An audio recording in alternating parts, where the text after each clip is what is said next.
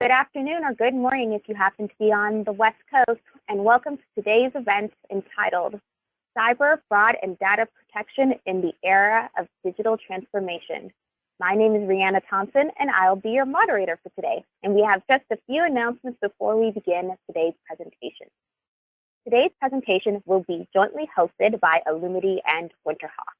And speaking at today's webcast will be Peter Villeneuve, Senior Director of Innovation at Illumity, Andrew Sawyer, Director of Operations at Winterhawk, and Bill Oliver, Director of Technology at Winterhawk.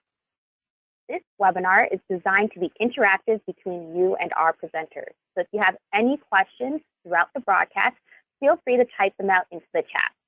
We will, however, try to get to the majority of these questions at the end during our Q&A session, and we'll hopefully have time to get to everyone. Slides will advance automatically throughout this event, and you'll receive a copy of the slide deck along with instructions of where you can find the recording of today's presentation in a follow-up email tomorrow. And now I'd like to transition it over to today's speakers.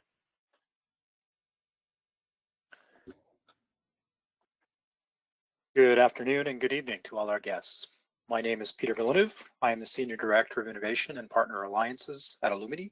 I will be kicking off our webinar today, and I want to thank all of you for joining today's session. Before we begin, I'd like to introduce Illumity to those of you who may not be familiar with our organization.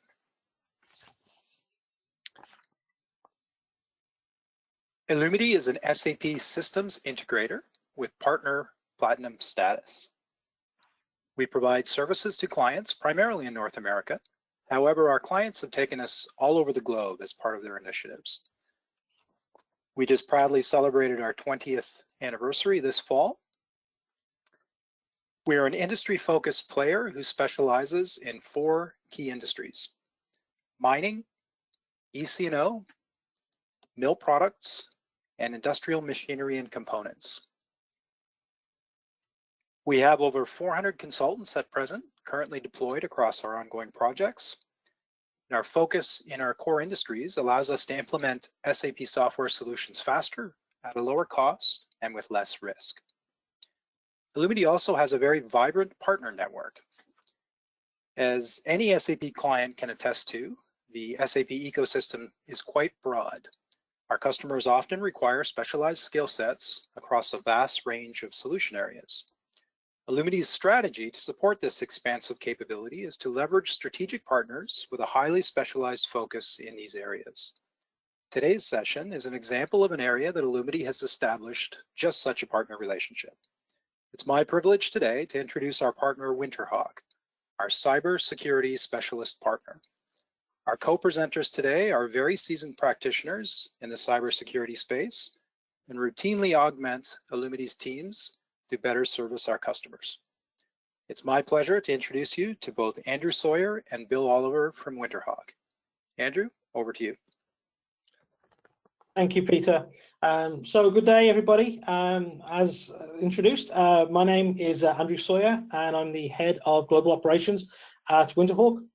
We're co-hosting today's webinar with my colleague Bill Oliver, who we'll hear from shortly. But before I hand over to Bill, I'd like to just kick us off with a short company introduction and just highlight some of our key organization focus areas. So at Winterhawk, we specialize in services relating to SAP GRC, security, and vulnerability management, with a high focus on areas such as regulatory governance and cybersecurity. We're a global organization, and we do have resources located across North America and in EMEA. And the type of services that we provide cover everything from initial application assessments, solution deployments, managed or on-demand support services, and pretty much everything that kind of falls between those lines. Like Illumity, we're part of United VARs, and we're actually the solution partner for SAP GRC within the organization. And in today's webinar, we're going to focus on the specific challenges relating to cyber fraud and data protection. We'll discuss some of the ways how to gain insight into system exposure, whilst taking a closer look at some of those solutions which are helping organizations to effectively remediate against their business risk. So on that note, I will hand over to Bill, who's going to take us through the next section of the webinar. So Bill, over to you.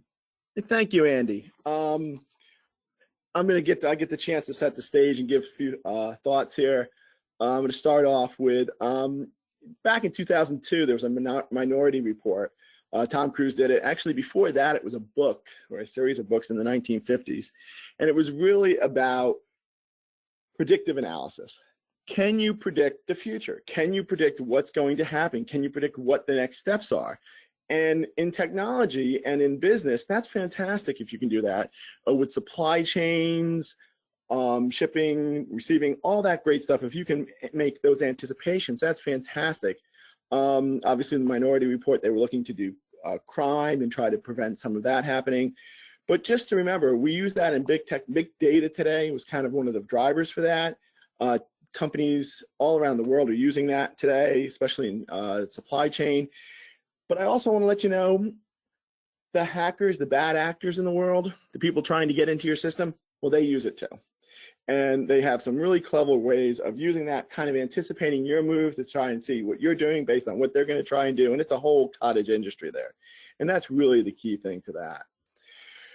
Looking at innovation in the Internet of Things, you'll see a whole bunch of good stuff coming up. Like, so as my slide changes here, right now you have everything online.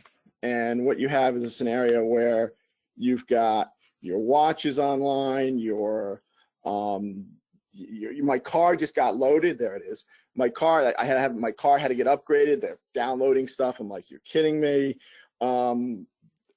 Cats, both my cats have monitors in them. So if something happens and going in, everything is touching everything every now. One of the bigger things with SAP is actually scanners, handheld scanners for inventory. I get the question all the time, hey, if you guys aren't monitoring them or keeping them up to date, they're your weakest link to get into SAP. See that all the time there. But really, that's the key. As the data, as big data and the Internet of Things grow, you see things on and on again where that data sits and you're pushing that data out. Companies are pushing that data out, but bad actors are exploiting that opportunity to go get that data and to go actually use that as an entry point into your system. Good friend of mine, she's a professor at Florida State. She actually did a study, they were working on it. She had a cochlear implant for hearing loss, and she had some of her students try to break into it. And a little daring, but I said, okay, I can understand that. But it's also about digital transformation. And why we get the Internet of Things is way around innovation and how we're using that right now. Like the barriers of entry are going down.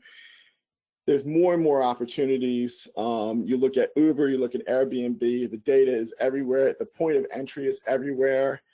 You look now with SAP, Fiori apps on the web, the portals, people coming in, all that stuff. Again, more and more opportunities. And criminals follow that. They understand that. The bad actors know that.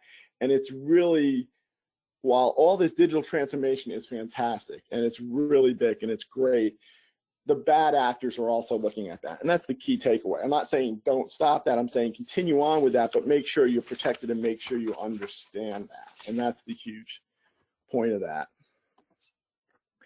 Looking at some of the risks and some of the identified risks, more and more over the past 10 years, countries and regions have come up with what I would call legal requirements in how to protect consumers' data, how to protect your data, how to notify in the event of a hack or an event of a breach. GDPR, the California Protection Act, and the PIP-EDA, the Canadian Electronic Documents and Privacy Act, all in all are really one of those things where the more you see it, the more countries, regions, as well as individuals and as well as companies, because one of the things in the United States we saw prior to some of the regulations coming in was lawsuits. That's how we kind of managed it, right, wrong, or indifferent, where you saw like Blue Cross Blue Shield of Minnesota, they had a breach and they were sued tens of millions of dollars, which they ended up settling on for medical records being breached out of the open. And as you see more and more of this, you see more and more controls and more requirements. And audits, especially external audits now and going concerns, you're starting to see more and more auditing around, hey, do you have cybersecurity practices in place? Do you have a plan? If you get breached, do you understand? Are you patching your systems? If you're doing an IT general controls review, more and more looking at patching systems and keeping that patching, especially with the SAP side, outside of that. And those are kind of the risks the auditors are coming up with as they go through it. And yes, SAP gets hacked. They have been, we believe the first one around 2012, it was the Greek Ministry of Finance. And that was actually a 0-day. Nobody knew about it. There was no patch for that. There was no fixes for that one. That one came out and they actually did it. The group was called Anonymous. They still exist under a couple other terms here and names, but really the scenario was they went in and they wanted to expose the negotiations with the World Bank and the International Monetary Fund from the scenario where they were being negotiated to help stabilize the Greek government, and it just didn't go well. The hack, and they kind of identified it, they claimed it, they accepted it, and it really caused a lot of problems. And again, all the hacks here, you'll see on this slide, they are all SAP hacks. And another one that I think could very well become an SAP hack is, for everybody familiar with AstraZeneca. They were one of the ones that were targeted because of their work with the COVID-19 virus and their vaccine. There were a lot of people hacking in, trying to get, with phishing, trying to get some of their research scientists, et cetera, kind of trying to get them on the line, trying to do a few things with them. And remember, if I can get to your laptop, and those, a lot of you probably still use SAP GUI. Question I would ask you, have you patched up SAP GUI in 7.4 and 7.5? Because there are vulnerabilities in the SAP GUI. If I get to your desktop, it's not a hard step for me to get into ECC or S4HANA at all. And that's really one of the things you got to realize. This is real. This is happening today, and it's happening to SAP. I've always got that question. Oh, aren't they just hacking my system to see things? I'm like, yeah, but when all the data is in SAP, where you've been over 500,000 customers, and majority of each industry is running the large, like banking, pharmaceutical, aerospace and defense, the groups I'm involved in, they're all in it, they're all using it. It's where the data is, it's where the hackers are going more and more. And there's been a little research just recently, up earlier this part of the year. And I'll let you guys read the slide and think about it a little bit, but there's 2 points I really, really want to call out. Was 65% said their SAP system was breached in the past 24 months. Wow, 65%, really? That's shocking. But expected, to be honest with you. With all the data and all the information you have there, definitely one of those things. And the last corner slide is it took an average of 77 days to contain it once you figured it out. So if we use the AstraZeneca example here, that means they were probably getting in and looking at things starting in August and September and kind of noticed it, kind of identified it and kind of let the world know about it last week. So again, more and more people and more of the bad actors in the world, and there's certain groups, are looking at SAP and saying, hey, look, if people aren't looking at it, if people aren't patching it, if people are looking at SAP as a black box, then it's ripe for the hack. And people are definitely doing that.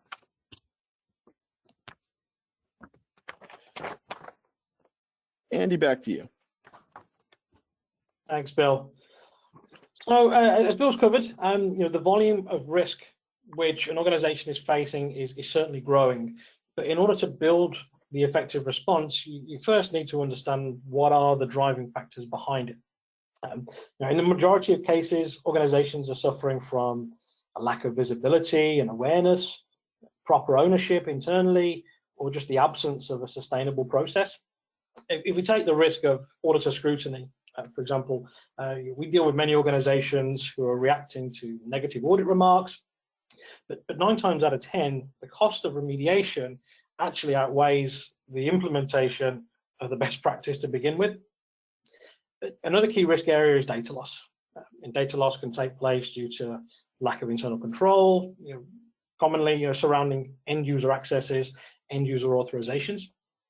But also significant data loss can occur due to those external factors like cybersecurity, which is essentially linked to your system's current vulnerability. But with the right business focus, visibility into what your risks are, you can certainly take control of those challenges and help mount an effective defense against it. So in the next section, we're going to take a closer look at some of the solutions which support organizations and help to mitigate and respond to the risk itself.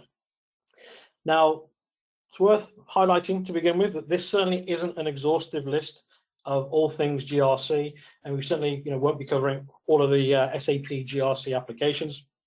There's over 20 of them. So what we're going to do is we're going to focus in today on a couple of the key solutions that help provide the important coverage across 4 key business challenges. And we'll start off with access governance, as that's a topic which should be high on the agenda of any organization of any size. Certainly it's a challenge that most businesses are certainly going to be familiar with, have encountered challenges at some point or another during their period of running SAP. But unfortunately, we do see time and again organizations that don't have a clear strategy in place for dealing with risks such as segregation of duties or sensitive and privileged access rights. And this generally tends to occur due to outdated joiner, mover and leaver processes, which kind of lead to that limited control over your SAP authorizations. Next up, we have identity and digital transformation. For us, this is really an area where an organization can drive significant reduction in manual activity by looking to automate those IT and business processes. So, for example, the management of a user's identity is most commonly driven by manual provisioning. It also tends to be very heavily reliant on manual service tickets being passed to multiple different teams who provide the provisioning across those various solutions. And they're also often working independently as well. Whereas with an identity management solution like SAP IDM or Hitachi ID, an organization can really effectively deliver that join and mover leaver process via a single access request. And that initial access request can actually be structured to originate from the HR system. So when someone joins the company, when someone moves internally within the organization, you can have those HR triggers defined. You can also structure it to be a single form within your service management platform, like using ServiceNow or BMC, or you could just directly use the identity management solution itself to have that trigger. Next up, we have business assurance. So solutions such as process control, risk management, and audit management from SAP, they provide a platform to effectively document, manage, and assess the business risks, controls, and those audit frameworks. So kind of in short, really, the solutions are providing that structure to the compliance activity, which can be relevant for all areas of the business, whether the spotlight is on IT, finance, or there's a particular regulatory requirement that also needs to be adhered to. And then finally, we have the cyber and fraud management area.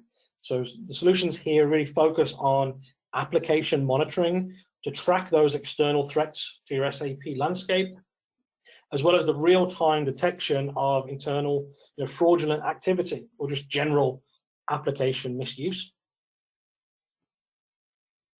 So we're going to dive deeper now into each of these solutions, and we'll cover off some of the key features and functionality. So when we talk about SAP GRC, people always tend to associate SAP GRC with one solution in particular, and that is SAP Access Control. It's easy to understand why that is, as the solution itself has been around for so many years, and has really been the go-to application for companies who run SAP to identify the segregation of duty violations, to manage their access risk, and apply greater control over their sensitive access. However, as a solution, it certainly can do a lot more than perform access risk analysis and document that acceptance of risk. And certainly over the last few years, we've seen more organizations who maybe already have access control deployed or have been looking at it for a period of time. They've actually been turning to some of its lesser known features, such as the provisioning module, access request management, which is part of access control. As really this in itself actually is an identity management platform, which when coupled with the risk analysis aspects of the solution can be used to create automated workflow that contains both the initial access request, the request approval at manager, role owner level, the actual risk validation as to what segregation of duties, what sensitive access has been identified, the mitigation of those risks, and also the technical provisioning to SAP systems and non-SAP systems, and kind of bundle that all together into kind of one seamless process.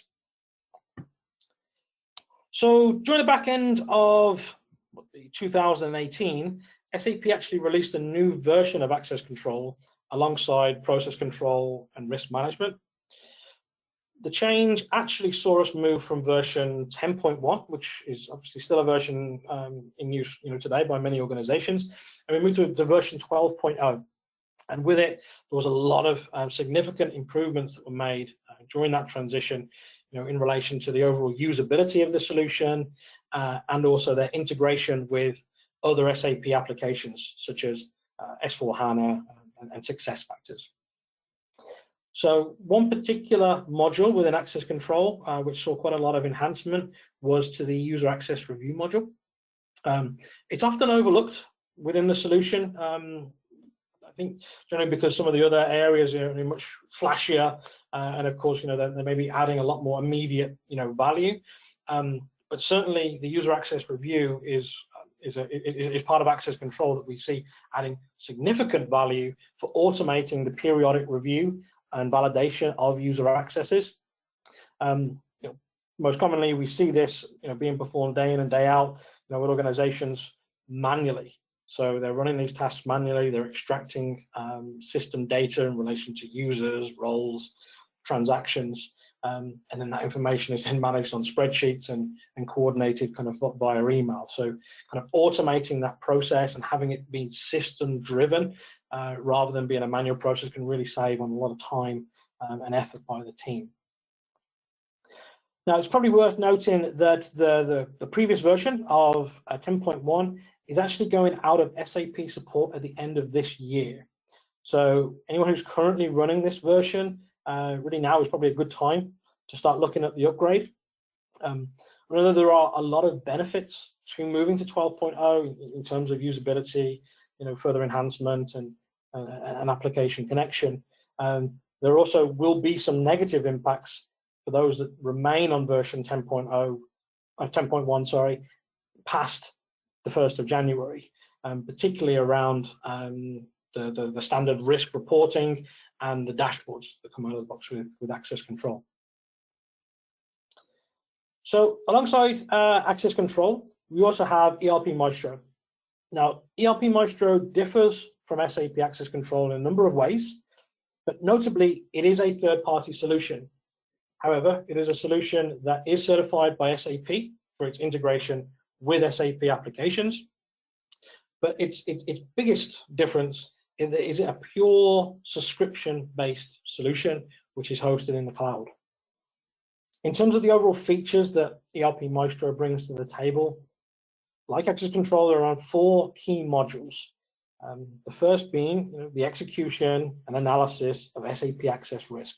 But it also includes the option to simulate changes at user and role level, and also document mitigating controls and response to any open access risks that you have. There's also the firefighter module, which works by provisioning sensitive access and sensitive roles to users for an allocated period of time that of course needs to be approved by an appropriate owner. And then once that access is actually assigned and provisions to the user for that temporary, that temporary duration, any system activity that's performed by the user will be monitored, will be tracked for follow-up and review and approval. The reports provided will show all system usage of that user during their time logged into the system. It'll kind of show you that clear indication if the access has been assigned due to the privileged assignment, or if it was just part of their standard authorizations. And it also indicates the activity, whether it was creating a segregation of duty violation or sensitive access risk at that time as well. The remaining modules in ERP Maestro feature that we have automation of end user access provisioning. So again, kind of going back to that identity management platform, but more just for SAP solely. And finally, it also has a fairly easy to use access review module as well to support those SOX activities. Now, the key benefit of ERP Maestro from our perspective is that being a cloud-based solution, the install configuration, it's really performed within a matter of hours, which really gives organizations who are looking at ERP Maestro a chance to start the review of SAP risk pretty much on the same day of installation and configuration.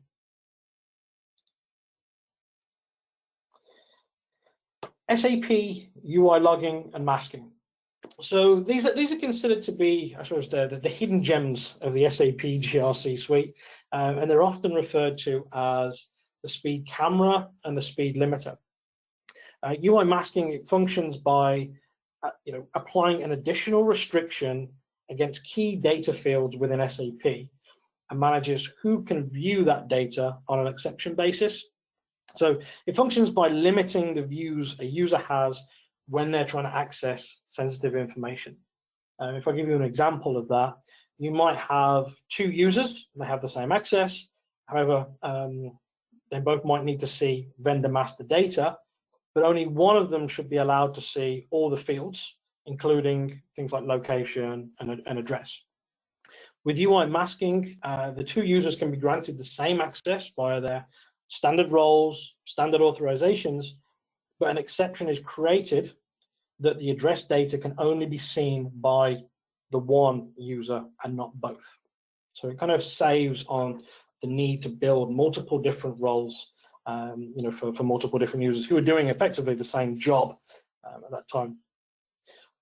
Now, its real primary purpose is just to kind of prevent, internal data leakage, by applying this restriction on top of the sensitive and critical data.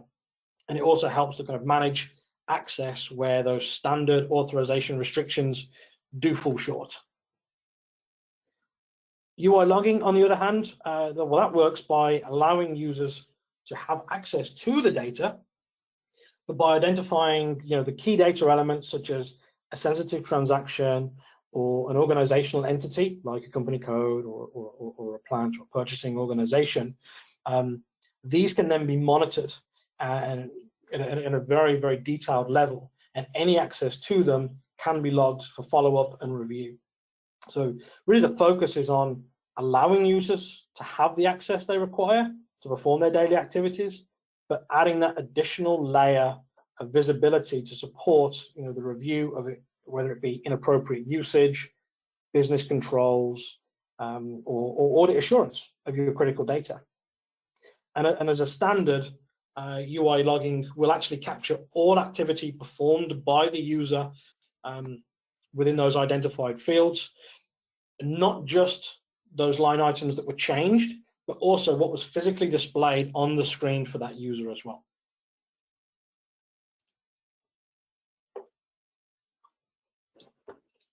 So moving on to identity and digital transformation.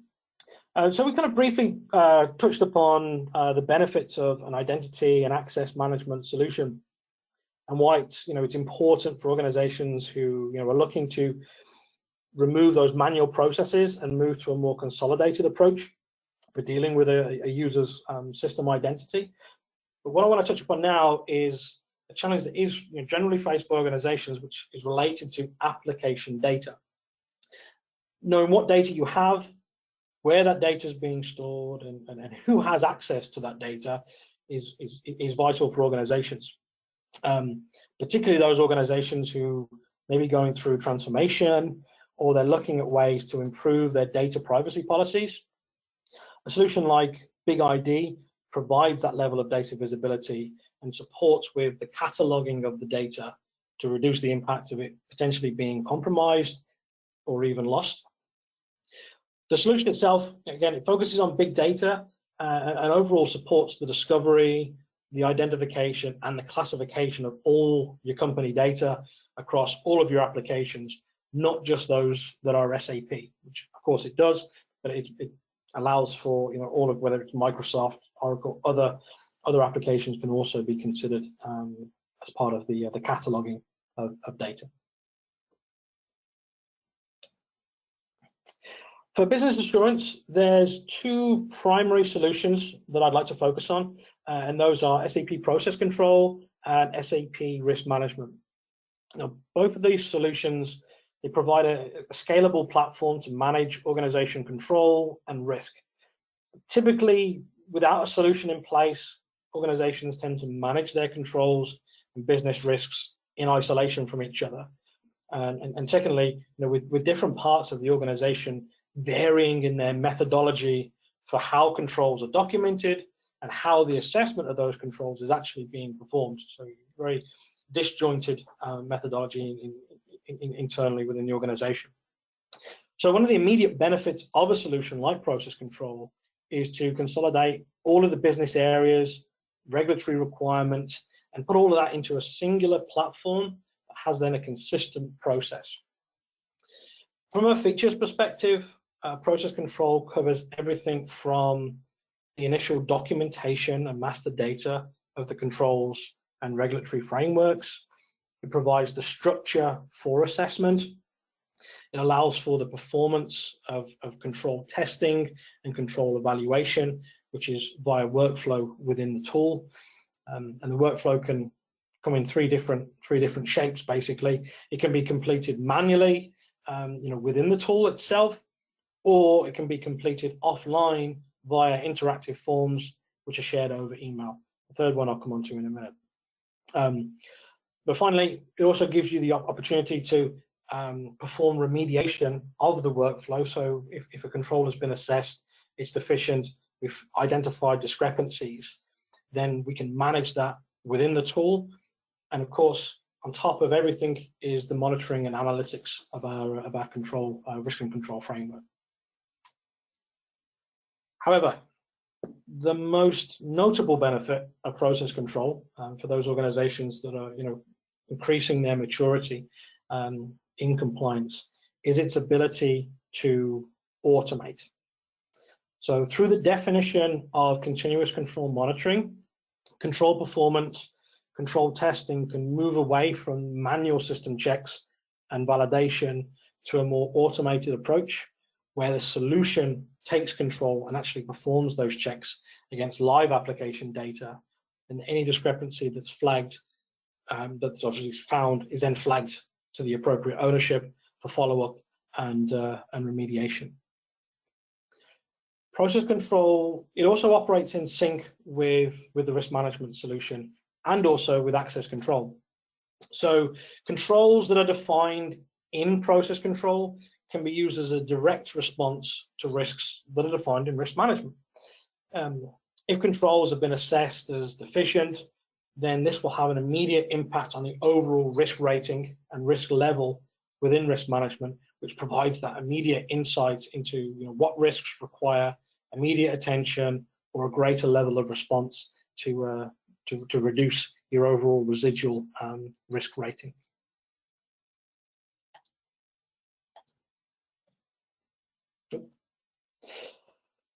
So just to close us off on the SAP side, there's two solutions listed here, which are both extremely powerful in their capability.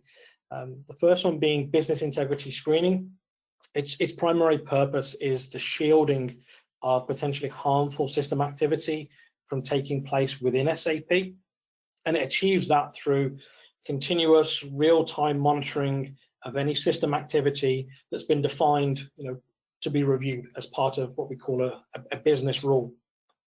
An example of this would be if an irregularity was found within the creation of a purchase order, modification of customer or vendor master data.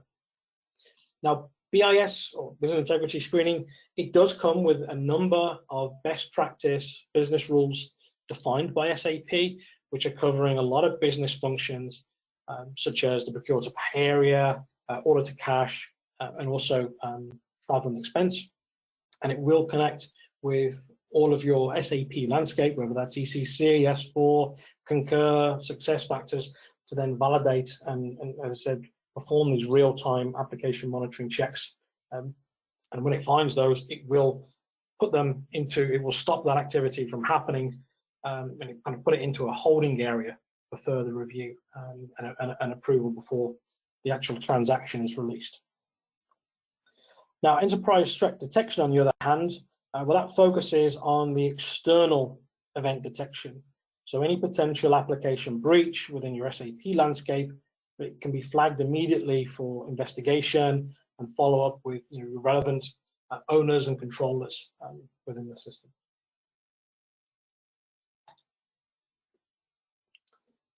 For our final topic, I'd like to talk to you about vulnerability management. So our recommendation from a first step perspective, in order to kind of really protect your SAP systems, should be to understand where your vulnerabilities already reside. So if we take the analogy of SAP systems being a house, you're always shut, lock your front door, close your windows before you set your alarm or check back on your security camera feed. And that's where the vulnerability assessment kind of comes in, to ensure that you have locked your door, to ensure that you have closed all your windows, to kind of prevent that initial breach. So the assessment focuses on SAP system integrity and your potential exposure level as well to external threats. And it's doing so by checks at the application layer, the operating system layer, and also the database layer. A few examples of common issues which are being assessed are things like missing security patches, the security logs, your gateway protection, misconfiguration, which is a very common issue, as well as any unstable application connections. The assessment is actually structured so that it provides a clear picture of the risk across the SAP landscape, and included with it are recommended actions and improvements which can support the full remediation of the risk, or at least help to mitigate a portion of that risk, depending on obviously what the overall scenario is. So how does it work? Firstly, we need to establish the solution scope and understand what is the overall SAP landscape of the organization. Once the initial alignments have been completed, we can then start with the assessment itself. This usually consists of around 1,600 checks across these three layers that I talked about. It usually takes around 10 days to capture the results, summarize the findings, and put forward the recommended actions for follow-up and for remediation. And the data is actually presented back in a management report, which contains both summary information for senior figures at the organization who don't need to know the details, they just want to know where the exposures are. But alongside that, a detailed report for the specific application owners and the system administrators to then start with their follow-up, perform further investigation, which will hopefully lead to the actual remediation of the findings and closure of the vulnerability.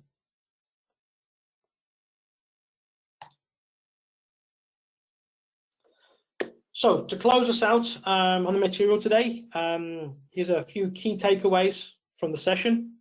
Don't wait to fix your vulnerabilities, only going to cause you more pain in the long term.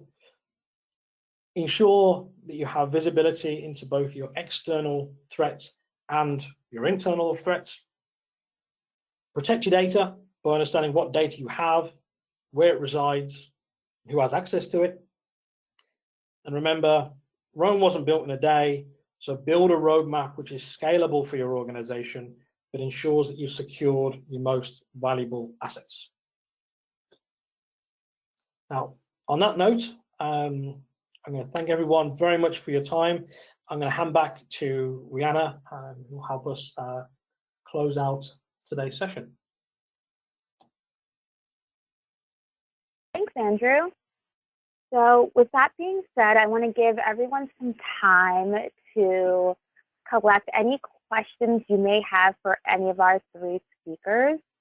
While you guys are doing that, I want to give out a reminder that a copy of today's presentation, along with a recording of today's presentation, will be available to all attendees via email tomorrow. So if you ever want to look back at some of the content that was showcased today, you'll be able to have free access to that available to you. With that being said, we do have a few questions that we can go through right now for the remainder of our time.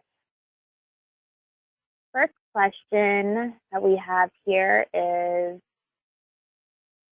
this organization currently runs access and process control solutions on 10.1. How long would an upgrade to 12.0 take, and how complex would that be? I guess this is one for you, Andrew. Yeah, that's fine. I can take this one. So the question was around, they have version 10.1 right now, and they're looking to upgrade to 12.0. How complex and what type of time frame are we looking at? So I suppose, not to answer the question with a question, but depending if it's a pure technical upgrade, so pure technically moving from 10.1 to 12.0, or if the organization is looking for any additional enhancements, like adding the Fiori front end, then typically we would say up to about 8 weeks for a proper upgrade, that incorporates user acceptance testing, proper data validation. That's usually what we would suggest, but of course, depending on the overall time frame, and if they're looking to roll out any additional enhancement at the time, so that may just extend that that time period. But that's what I would suggest. The next question we have is, do GRC products work across all SAP systems? Okay, I'll take this one again if that's okay, as I'm off mute. So they are solution specific. The latest versions of SAP GRC, or the SAP GRC suite, well, they have been created based on SAP's numerous cloud-based systems, so things like SuccessFactors, Concur, obviously has a different architecture to what we see commonly with the ECC systems. So in summary, yes, they will do. And of course, it is very solution specific. So access control, process control, risk management, enterprise threat detection, business integrity screening, yes, absolutely, they will do. Thank you. And since you mentioned access control, would you recommend access control for user provisioning, or is an identity management solution needed as well? Yeah, so certainly if the organization already has SAP access control, absolutely utilize it. It's a very powerful identity management platform which provisions very nicely to the SAP systems and can really help automate that approach. I suppose if an organization is looking, maybe doesn't have access control, but are maybe looking to automate their entire landscape of both SAP and non-SAP, they might want to look at Hitachi ID or SAP Identity Management. But certainly if the goal is for SAP provisioning and building in that risk analysis and that workflow as part of that request, AC will work very nicely. Awesome. And we just have one last question. I was going to end a little earlier today, but does Fiori come as a standard with all GRC solutions? Yeah, so the majority of GRC solutions certainly can utilize Fiori as their their user interface, but as part of a deployment, it's considered a configurable item within that implementation. It's not something that I suppose comes straight out of the box, configured, pre-packaged. So with the likes of access control, you can certainly utilize Fiori. The Fiori front end is very nice. It's crisp. It allows for the ability to obviously log on via mobile as well. So there is still the business client there, which is the common way of people have been accessing access control and process control for many years. But with solutions like UI masking, UI logging, well, they're actually installed and configured directly in the SAP system that they're monitoring. So you would, if you're using ECC, for example, you're installing it and configuring it within ECC. It's not a separate application.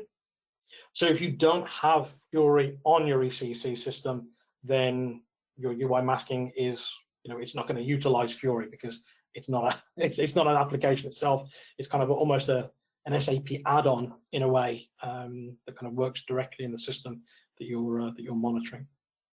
So yes and well, yes and no, but we do see a lot. It's very common these days during access control implementations or core SAP GRC solution implementations to build into the implementation, deployment, the development of the UI for Fiori. Awesome. Thank you, Andrew. I want to give a big thanks to not only Andrew, but also Bill and Peter for presenting today. The information was very helpful, and I hope our attendees were able to get a lot of insights and maybe have a few of their questions answered throughout your presentation that you gave today. With that being said, I want to thank everyone for attending today's webinar. And I'd like to encourage you guys to provide any additional feedback you may have for our team in the follow-up survey that gets prompted after you guys exit. And I'm happy to return a few minutes back to everyone's day. So on behalf of Illumity and Winterhawk, I hope you all have a wonderful day. Thank you for attending today.